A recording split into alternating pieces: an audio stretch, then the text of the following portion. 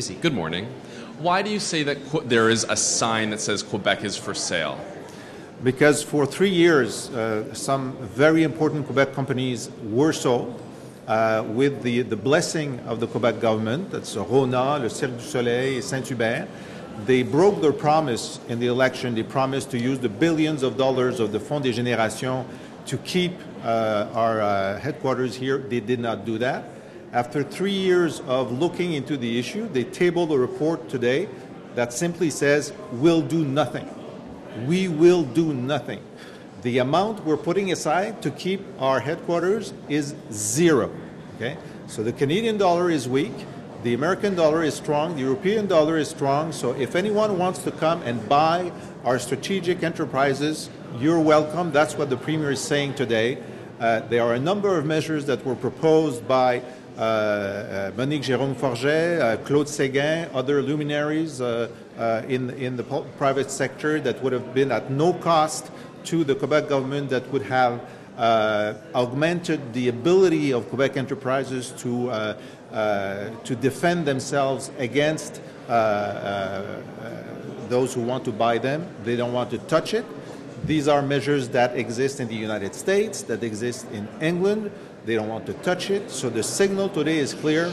After 3 years of deep thought, the Couillard government says we'll do nothing to keep our businesses here. Are you worried that, in turn, you're putting up a sign that says Quebec is closed for business?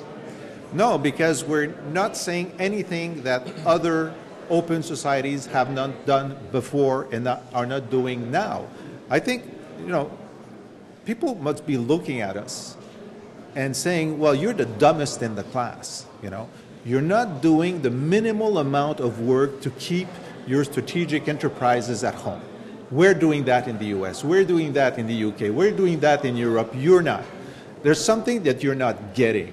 I don't think it's good for our reputation when we look weak in defending our own economy. Can you just give a few examples of what you would do if you were in power to keep these headquarters?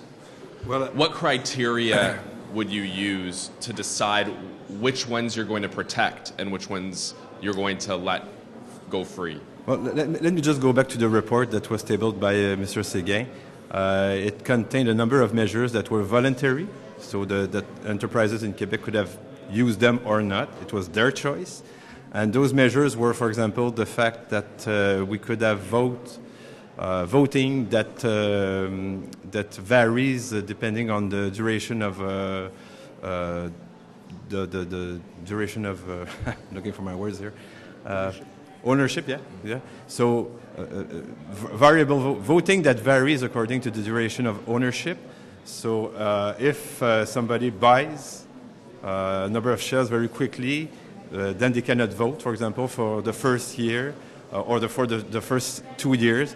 So this kind of measure has the advantage of giving more say to long-term investors and not to raiders. And it exists in other countries, in other jurisdictions. So this is one type of measure that could have been put, again, in our laws. Of course, there are poison pills that have been talked about a lot in the past that exist in the very effective variety in the U.S. and that we don't have really here. Well, we have very weak ones here. So there are a number of measures, as Jean-François said, that are that cost nothing, that could be voluntary, and that could have been introduced 3 years ago. I mean, after 3 years, to see what we got is really, it's a big deception for me. A big deception. Merci beaucoup tout le monde.